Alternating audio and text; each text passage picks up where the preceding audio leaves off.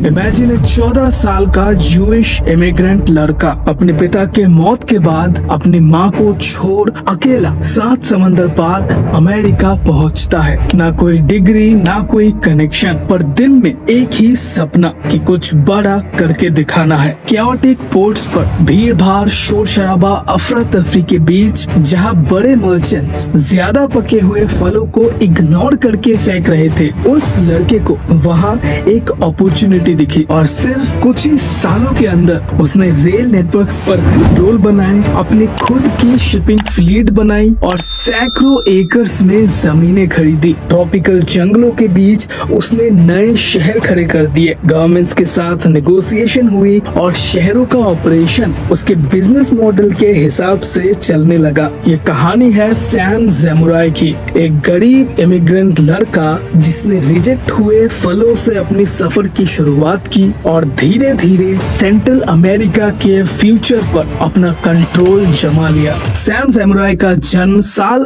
1877 में western Russia के एक छोटे से गांव में होता है। उसके पिता एक गरीब किसान थे और माँ एक हाउसवाइफ थी। सैम एक सीधे साधे ट्रेडिशनल घर में बड़ा हुआ। जब सैम सिर्फ 10 साल का था, उसके पिता का देहांत हो जाता है। पिता के जाने के बाद घर की फाइनेंशियल हालत बहुत खराब हो जाती है। साथ ही में सिर्फ खेतों में काम करके उनका गुजारा नहीं हो पा रहा था। सर्वाइवल अब रोज का स्ट्रगल बन गया था। इस छोटी सी उम्र में सैम डिसाइड करता है कि उसे इस सिचुएशन से बाहर निकलना है और उसे सिर्फ एक ही रास्ता पता था जिससे वो अपनी किस्मत बदल सकता था। अमेरिका में उसके एक दूर का अंकल रहता था जो एक छोटी सी ग्रोसरी स्टोर चलाता था। सैम डिसाइड करता है कि वो अमेरिका जाएगा और सिर्फ 14 साल की उम्र में अपनी किस्मत बदलने के जिद के साथ सैम अपनी जमीन, अपना बचपन और अपनी माँ को पीछे छोड़ जो भी घर पर पैसे थे उसे जमा करके सैम ने अमेरिका जाने की एक 1 वे टिकट खरीद ली और शिप में बैठ गया। समंदर का सफर लगभग 15 दिनों का था। इस दौरान उसका दिल बार बार अपनी माँ के लिए तड़पता था, लेकिन साथ ही में मन में एक उम्मीद थी कि शायद ये रिस्क उसे उसकी जिंदगी की इन सारे परेशानियों से आजाद कर सकती है। जब सैम अमेरिका पहुंचा तो उसके पास न पैसे थे, न रहने का ठिकाना। जेब में सिर्फ एक कागज का टुकड़ा था जिस पर उसके अंकल का पता लिखा हुआ था। सिर्फ 14 साल की उम्र में वो एक ऐसे देश में बिल्कुल अकेला था जहाँ की ना वो भाषा जानता था, ना ही लोगों को जो उसकी मदद कर सके। कभी कभी लोग समझ ही नहीं पाते कि वो क्या कह रहा है और कभी कभी समझ के भी अनजान बने रहते। पर सैम ने कभी भी हार नहीं मानी। वो बच्चा जरूर था लेकिन उसके इरादे बहुत मजबूत थे। सैम ने बड़े मुश्किल से अपने अंकल को ढूंढ लिया। वहीं से उसके रहने और खाने का पहला जुगाड़ हो गया था, लेकिन अभी उसे काम भी ढूंढना था। तो सैम छोटे मोटे शॉप्स या वेयरहाउसेस में हेल्पर की जॉब करने लग जाता है। लेकिन सैम जानता था ये सिर्फ थोड़ा सा सहारा है। वो एक पल के लिए भी आराम से बैठता नहीं था। पर सैम में एक बात थी, वो बहुत ही ऑब्जर्वेंट था। अपने आसपास हो रही हर छोटी चीजों को वो बहुत ध्यान से नोटिस करता था। हर कन्वर्सेशन ध्यान से सुनता, कस्टमर से बात करता, सप्लायर्स के पास जाता और समझने की कोशिश करता कि एक छोटा बिजनेस असल में चलता कैसे है, लोग क्या चाहते हैं, उनकी जरूरतें क्या है। हर बातचीत, हर सवाल एक लेसन था और सैम सब कुछ अब्सॉर्व कर लेता था। वो हर तरह के काम करने लग गया था। फ्लोर साफ करना, डोर टू डोर डिलीवरीज, वो हर एक पैसा ध्यान से सेव कर रहा था ताकि जब भी कोई अपॉर्चुनिटी उसकी तरफ आए तो वो बिल्कुल रेडी रह सके। और फिर अपॉर्चुनिटी आती है। साल 1893 सैम को अमेरिका आए हुए अब 2 साल हो चुके थे। वो अब 16 साल का था। अलाबामा की एक बिजी स्ट्रीट पर चलते हुए उसने अपनी जिंदगी में पहली बार एक फ्रूट स्टॉल पर कुछ केले देखे। केला 19th सेंचुरी के एंड तक भी एग्जॉटिक फ्रूट था। सैम क्यूरियस हो जाता है। वो स्टॉल के पास पहुंचा और वेंडर से तरह तरह के सवाल पूछने लगता है, लेकिन सैम को ये आइडिया भी नहीं था कि एक दिन यही केला उसके साथ साथ एक पूरे कॉन्टिनेंट की जिंदगी हमेशा के लिए बदल के रख देगी। अपने रोज के कामों के बीच सैम को एक दिन ये एहसास हुआ कि इन सब छोटे मोटे कामों से उसकी जिंदगी कभी नहीं बदलेगी। अगर सच में उसे कुछ बड़ा करना है तो उसे वहाँ जाना होगा जहाँ हर रोज हजारों लाखों डॉलर्स के सामान खरीदे और बेचे जाते हैं। और कुछ दिनों के सोच विचार के बाद सैम ट्रेन पकड़कर अलाबामा जाने का फैसला करता है, जो यहाँ से लगभग 230 किलोमीटर दूर एक बिजी पोर्ट था, जहाँ से पूरे सेंट्रल अमेरिका से फ्रूट्स को शिप से अनलोड किया जाता था। वहाँ पहुँच के उसका दिमाग खराब हो जाता है। जिस केले को एग्जॉटिक फ्रूट समझा जाता है, वैसे हजारों पके हुए केलों को वेस्ट समझकर फेंका जा रहा था। सैम एक सेकंड के लिए बड़ा ही उदास हो गया। उसे उसके बचपन के दिन याद आ रहे थे, जब कई कई दिनों तक वो और उसकी माँ सिर्फ एक टाइम खाना खा के दिन गुजार देते थे। इस मोमेंट पर सैम एक फैसला करता है, क्या इन केलों को अगर वो खरीद ले और कम दाम में इन्हें जरूरतमंदों को बेचे, इससे क्या वो पैसा कमा पाएगा। उसका प्लान सिंपल था। जो भी थोड़े बहुत पैसे उसके पास मौजूद थे, उनसे केलों का एक पूरा स्टॉक खरीदना और फिर उन्हें पास के शहरों में रीसेल करना। पहली नजर में ये स्ट्रेटेजी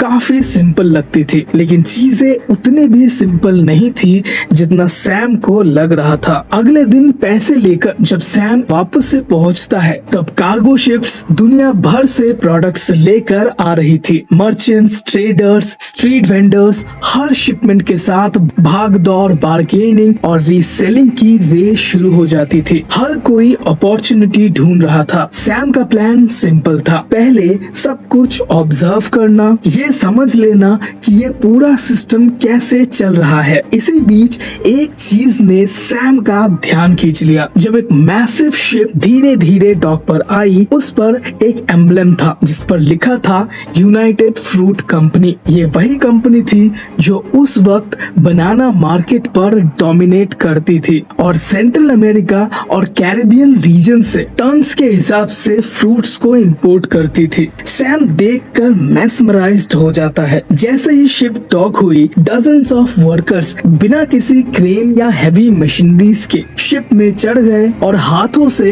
हजारों बनाना के बंचेस को अनलोड करने लगे। पर इस पूरे रश के बीच सैम ने एक डिटेल नोटिस की। कार्गो अनलोड होने के बाद यूनाइटेड फ्रूट के लोगों ने केलों को अलग अलग कैटेगरीज में रखना शुरू कर दिया था। यहाँ इन फ्रूट्स को 3 अलग पाइल्स में बांटे जा रहे थे। पहली पाइल में बिल्कुल ग्रीन बनानास, जो सबसे ज्यादा टाइम तक फ्रेश रहते थे और उनकी वैल्यू सबसे ज्यादा थी। ये सीधे ट्रेन के डब्बों में लोड हुए और पूरे कंट्री में भेज दिए गए। दूसरी पाइल में था येलो बनानास, जो थोड़े बहुत पकना शुरू हो चुके थे। ये ग्रीन बनानास के मुकाबले ज्यादा टाइम तक नहीं चल सकते थे, इसीलिए इन्हें लोकल और छोटे ट्रेडर्स को डिस्काउंट पर बेचा जाता था। और फिर आई तीसरी पाइल, वो पाइल जिसे कोई नहीं चाहता था, जिन पर थोड़े बहुत डार्क स्पॉट्स आ चुके थे। ये बैच खाने के लिए अभी बिल्कुल परफेक्ट था, लेकिन ट्रांसपोर्ट के लिए नहीं, और कंपनी के लिए ये सिर्फ वेस्ट था। हर शिपमेंट में लगभग 15% स्टॉक ऐसे ही ज्यादा पक जाता था, जिसके बाद इन्हें फेंक दिया जाता था। सैम के लिए ये एक गोल्डन अपॉर्चुनिटी थी। जो $150 उसने सालों की छोटी मोटी जॉब्स करके बचाए थे, वो सब उसने एक ही आइडिया पर इन्वेस्ट कर दिए। उसने अपनी सालों की मेहनत दांव पर लगा दी, सिर्फ इस यकीन पर कि इस आइडिया से उसकी लाइफ चेंज हो सकती है। $150 आज के हिसाब से $5340 के आसपास होते हैं। अब जब ज्यादातर ग्रीन और येलो बनानास ऑलरेडी लोड हो चुके थे, तब सैम कंपनी के एम्प्लॉइज के पास जाता है और उनसे ये सारे पके हुए बनानास खरीदने का ऑफर देता है। कंपनी के लिए ये अप्रोच काफी अनयूजुअल था। उनके पास एक 16 साल का लड़का खड़ा था जिसे ठीक से इंग्लिश बोलने तक नहीं आ रही थी, और वो जो प्रपोज कर रहा था वो और भी शॉकिंग था। वो हजारों बनानास खरीदना चाहता था, उन बनानास को जो किसी को नहीं चाहिए थे। कंपनी के लिए ये बिल्कुल एक परफेक्ट डील थी। वो हमेशा से इन पके हुए केलों का कुछ करना चाहते थे। इसीलिए जब उन्होंने सैम का प्रपोजल सुना, स्पेशली जो प्राइस उसने सजेस्ट किया था, उन्होंने बिना ज्यादा सोचे सैम के साथ डील फाइनल कर ली। थ्योरी के हिसाब से ये डील अच्छी थी,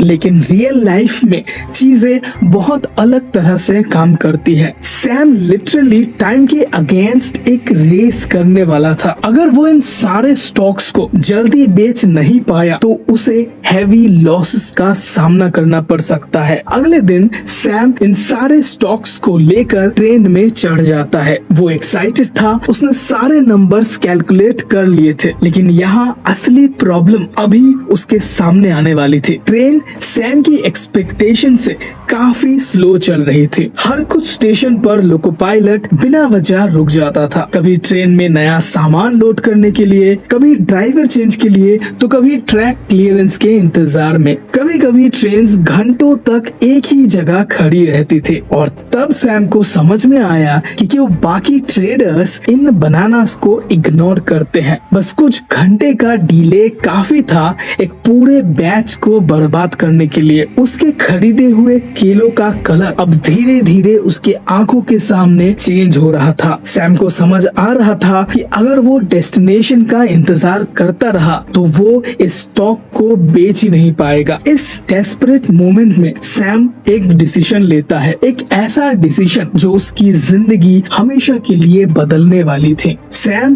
ट्रेन से उतरता है और वेस्टर्न यूनियन एजेंसी की तरफ जाता है। वहाँ मौजूद टेलीग्राफ ऑपरेटर को वो अपनी सिचुएशन समझाता है और उससे एक अनयूजुअल रिक्वेस्ट करता है। उनसे अगले स्टेशन में मौजूद सारे लोकल मर्चेंट्स, स्ट्रीट वेंडर्स और ग्रोसरी स्टोर को ये मैसेज भेजने को कहता है कि एक चीप बनाना का शिपमेंट उनके स्टेशन की तरफ आ रहा है और जितना माल बिकेगा उसमें से उसे भी कमीशन मिलेगा। और सबसे बड़ा ट्विस्ट ये था कि ये प्लान काम कर जाता है। अगले कुछ स्टेशन पर जैसे ही ट्रेन रुकती, सैम को प्लेटफॉर्म पर बायर्स के भीड़ दिखने लगते। लोकल मर्चेंट्स, स्ट्रीट वेंडर्स और छोटे ट्रेडर्स पके हुए केलों को खरीदने के लिए लाइन लगा के खड़े थे। प्राइस कम था, इसीलिए सेल्स भी जल्दी हो रही थी, लेकिन टाइम अभी भी हाथ से निकलता जा रहा था। जैसे तैसे अगले एक हफ्तों तक स्टेशन टू स्टेशन गाड़ी रुकती रही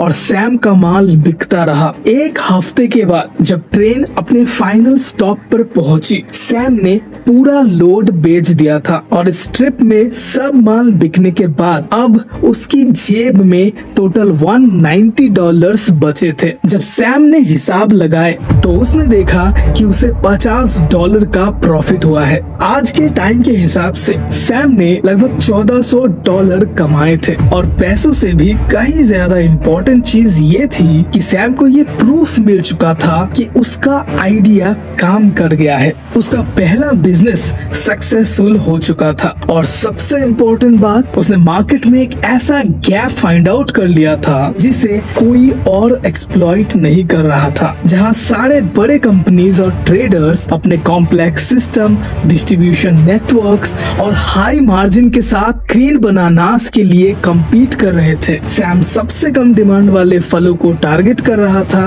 और अच्छा प्रॉफिट बना रहा था। सैम अब रुकने वाला नहीं था। कुछ हफ्तों के बाद सैम फिर से वही प्रोसेस दोबारा से रिपीट करता है। इस बार और ज्यादा बड़ा स्टॉक और ज्यादा स्पीड के साथ सैम अपना पूरा स्टॉक सक्सेसफुली सेल कर चुका था। यहीं से एक ऐसे बिजनेस की फाउंडेशन तैयार होने वाली थी जो आगे चलकर इतना बड़ा बनने वाला था कि सरकारों की कुर्सी हिलने वाली थी। सैम अब बिना कुछ सोचे हर दिन इस प्रोसेस को रिपीट करता गया। एक शहर से दूसरे शहर अपने साथ हजारों किलो पके हुए फलों को लेके नई नई चुनौतियां, हमेशा टाइम के अगेंस्ट एक रेस। हर बार सैम और ज्यादा तेज और ज्यादा एफिशिएंट बनता जा रहा था और कुछ ही महीनों में सैम ने ये पूरा प्रोसेस सिस्टमैटिकली अरेंज कर दिया था। कितना माल खरीदना है, कहाँ बेचना है और किसको बेचना है। धीरे धीरे लोग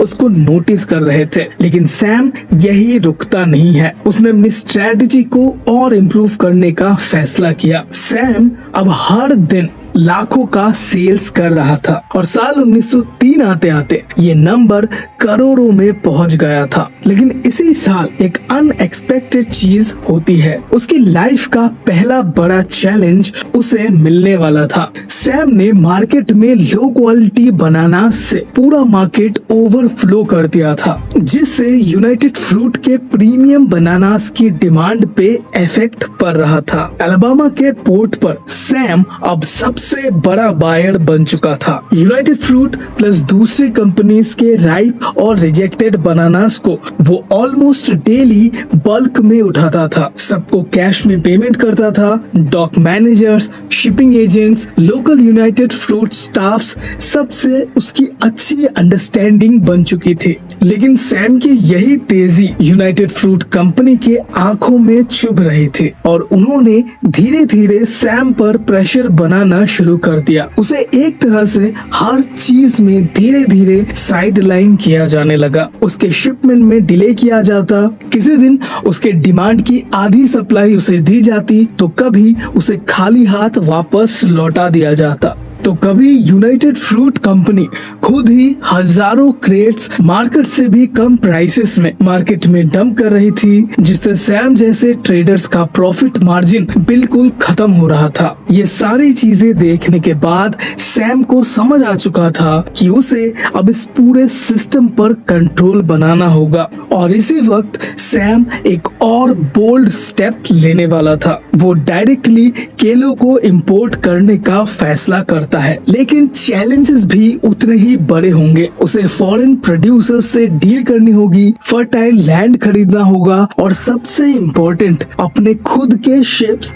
खरीदने पड़ेंगे, जिससे फ्रूट्स को पोर्ट तक लाया जा सके और इसके लिए उसे हैवी अपफ्रंट इन्वेस्टमेंट भी चाहिए होगी। इसी वक्त सैम की जिंदगी में एंट्री होती है एशबेल हबर्ड की, एक इन्वेस्टर जो सैम के टैलेंट पर पैसा लगाने को रेडी था। दोनों ने मिलकर एक छोटी सी शिपिंग फ्लीट खरीदी। क्यूआमिल फ्रूट कंपनी नाम से एक कंपनी खरीद ली। इस कंपनी के पास 100 एकड़ से भी ज्यादा जमीनें थी जो केले उगाने के लिए एकदम परफेक्ट थी। सैम का प्लान सिंपल था, अपने खुद के जमीन पर प्लांट्स ग्रो करना, जिसके बाद लोकल प्रोड्यूसर्स के साथ डायरेक्ट डील्स करके टन्स के हिसाब से केलों को सीधा यूएस के एक्सपोर्ट मार्केट में बेचना। लेकिन सबसे शॉकिंग चीज ये होती है कि यूनाइटेड फ्रूट कंपनी सैम के नए बिजनेस में पैसा इन्वेस्ट करने का प्रपोजल देती है, ये जानते हुए कि सैम आगे चलकर उनका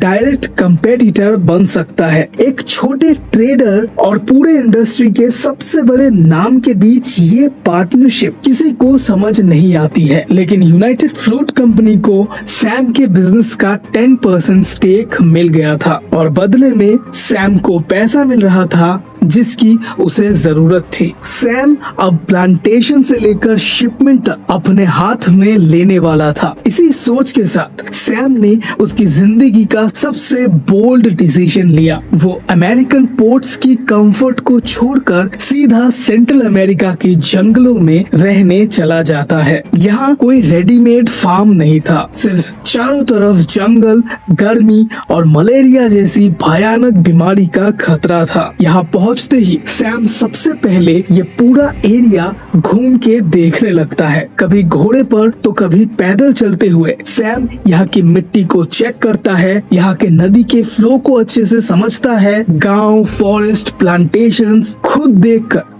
खुद समझकर उसे ग्राउंड रियलिटी समझनी थी। वो सबसे पहले यहाँ के इन्फ्लुएंशियल लोगों से पर्सनली मिलता है। Government officials, local power brokers, थोड़े पैसे सही जगह पर लगाने से सैम के लिए काफी सारे दरवाजे खुल गए थे और उसने बहुत ही सस्ती जमीनें खरीदनी शुरू कर दी। सैम जानता था कि यहाँ की मिट्टी केले उगाने के लिए एकदम परफेक्ट है और इसमें उसका किसान बैकग्राउंड काम आ रहा था। फिर शुरू होता है असली सफर। सैकड़ों की तादाद में वर्कर्स हायर किए जाते हैं, जंगलों को साफ करके प्लांटेशंस खड़ी की जाती है। कंडीशंस काफी ज्यादा मुश्किल थी, जहरीले सांप, बिच्छू, मच्छर। पर सैम ऑफिस में बैठने वाले लोगों में से नहीं था। वो वर्कर्स के साथ साथ खेतों में मेहनत करता, ट्रेले साफ करता, बीजे लगाता, जिससे वहाँ के लोग उसकी इज्जत करने लगे। सैम ने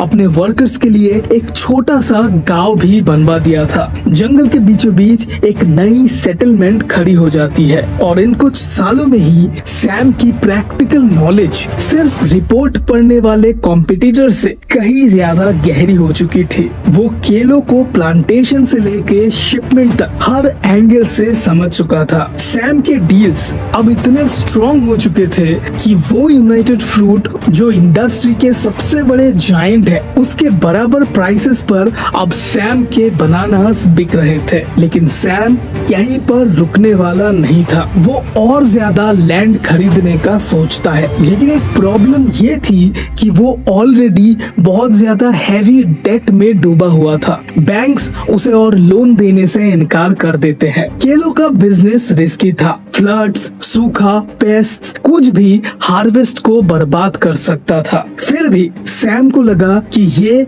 उसके लाइफ का एक टर्निंग पॉइंट होने वाला है। इसीलिए उसने यूएस वाले अपने पार्टनर को मैसेज भेजा। सैम को बहुत अच्छे रेट्स पर कई एकड़ जमीन मिल रही थी और यूनाइटेड फ्रूट कंपनी को पता चलने से पहले उसे वो जमीन एक्वायर करनी थी। पर सैम का पार्टनर यहाँ सहमत नहीं होता। वो पहले डेट्स को सेटल करना चाहता था। यहाँ दोनों की सोच बिल्कुल ऑपोजिट थी, जिससे दोनों पार्टनर्स के बीच पहली बार क्लैशेस होने लग जाते हैं। तब सैम एक अनयूजुअल प्रपोजल रखता है। उसने उसके पार्टनर के कंपनी शेयर्स को खरीद लिया और उसे कंपनी से बाहर निकाल दिया और ये पैसा सैम ने अंडरवर्ल्ड से उठाया था 50% तक के इंटरेस्ट रेट्स पर। डिसीजन बहुत ही रिस्की था। सैम अब कंपनी का 90% ओनर था, बाकी 10% यूनाइटेड फ्रूट के पास था। पर डिसीजन मेकिंग अभी पूरी तरह सैम के हाथ में थी।